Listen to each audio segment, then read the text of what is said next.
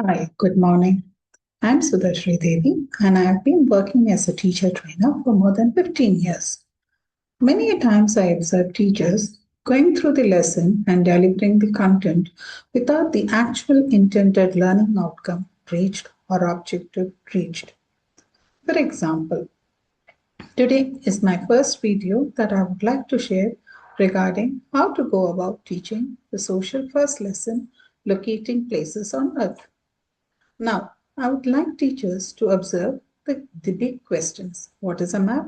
How do we use it? What are its main components? What are coordinates? How can latitude and longitude be used to mark any location on Earth?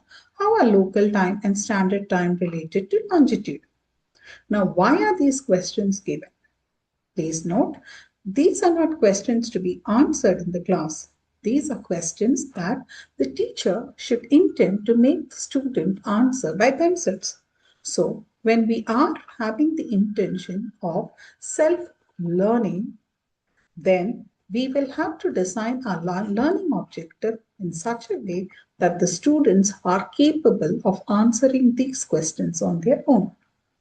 In order to do so, how should we design our learning objective?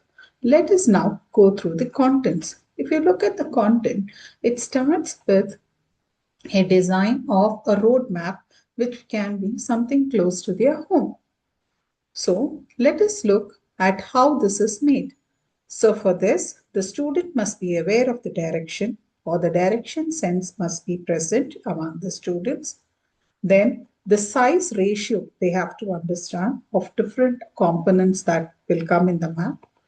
Then they have to move into the types of maps. Now remember, a student is making a locality map which is very small, but in actual maps can be larger. So how to differentiate the types of maps, that becomes the next point of thought. Okay. When we think about types of maps, remember, we also need to think about the distance measurement, the direction sets, and we cannot put the actual figures into the maps. So symbols of the maps. So when we do this, there is something that is very important that we have to consider when we are mapping.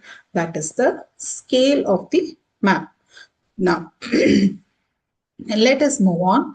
So we'll have to deal with distance, direction, symbol, types of maps. Okay. So all these symbols are with us. We have an idea.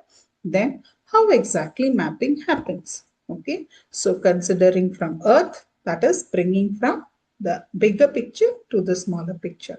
So let's consider Earth, then globe, from globe, coordinates, and then you have to start looking at how a grid is formed with latitudes and longitudes. And for grids, we need to understand what is the use of latitude, what is the use of longitude, and further, because we are looking at maps, we have to look at the time period when we are looking at it. So this is the total concept that is covered in this particular chapter. Now let us start looking or building our learning objective. So what are the areas that we have to look at? Now for mapping out, you should have an idea. It starts with the local map. So in order to build a local map, the first idea that the teacher must be getting is the student designing a map from school to his house. School to his house. So remember that becomes the prior knowledge. Now, when that becomes the prior knowledge, what are the things that the student must remember? The student must understand the directions, that is north, south, east, and west. So you have to build your objective around this.